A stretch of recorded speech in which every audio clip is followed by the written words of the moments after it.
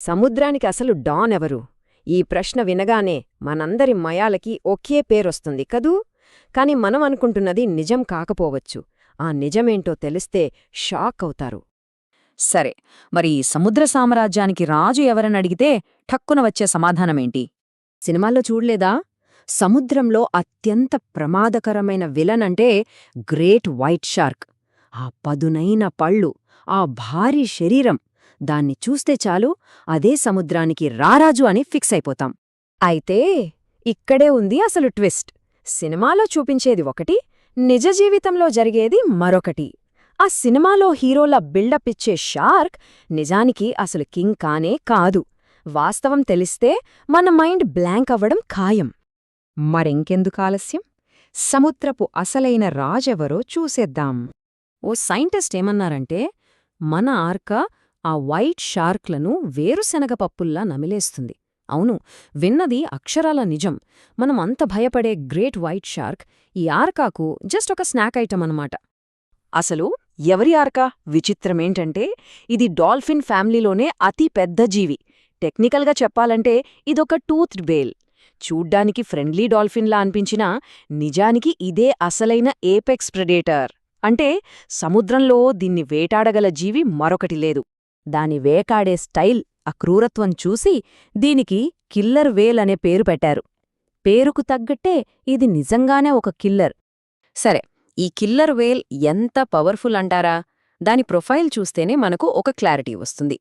పొడవు ఏకంగా 30 అడుగులు. సింపుల్గా చెప్పాలంటే దాదాపు ఒక స్కూల్ బస్ అంత పొడవుంటుంది. బరువైతే ఇంకా షాకింగ్, 6 టన్నులు. అంటే సుమారుగా ఒక పెద్ద ఏనుగు బరువన్నమాట. ఇంత పెద్ద సైజులో ఉన్నా దీని స్పీడ్ అస్సలు తగ్గదు. గంటకు 50 కిలోమీటర్ల వేగంతో నీళ్లల్లో దూసుకెళ్తోంది. కేవలం బలం, వేగం మాత్రమే కాదు, దీనికి భయంకరమైన తెలివితేటలు కూడా ఉన్నాయి. అడవిలో తోడేళ్లు ఎలాగైతే గుంపుగా వేటాడతాయో ఇవి కూడా సేమ్ టు సేమ్ పక్కా ప్లానింగ్తో ప్యాక్స్గా హంట్ చేస్తాయి. ఈ ఒక్క క్వాలిటీ చాలు దీన్ని సముద్రంలో మోస్ట్ డేంజరస్ అని చెప్పడానికి. మరి ఇంత భయంకరమైన వేటగాడి ఫుడ్ మెన్యూ ఎలా ఉంటుందో తెలుసా? వింటే ఆశ్చర్యపోతారు. దీని మెనూలో సముద్రంలో ఉన్న పెద్ద పెద్ద తలకాయలన్నీ ఉంటాయి. చూడండి, బ్రేక్ఫాస్ట్కి వైట్ షార్క్ లివర్, లంచ్కి స్పర్మ్ వేల్, ఇక డిన్నర్కి ఏకంగా భూమి మీద అతిపెద్ద జీవి అయిన బ్లూ వేల్ని కూడా వదలదు.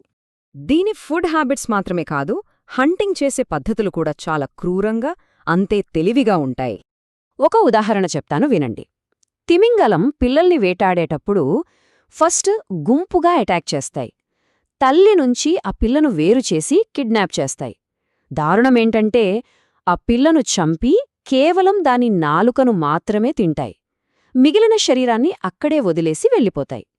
చాలా వింతగా క్రూరంగా ఉంది కదూ ఈ ప్రవర్తన. సీల్స్ లాంటి చిన్న జీవుల విషయానికి వస్తే వాటిని ఒక వాలీబాల్ లాగా గాలిలోకి ఎగరేసి ఆడుకుంటుంది. అంటే తినే ముందు వాటితో ఆడుకుని పైకి విసిరి ఆ తర్వాత చంపి తింటుంది.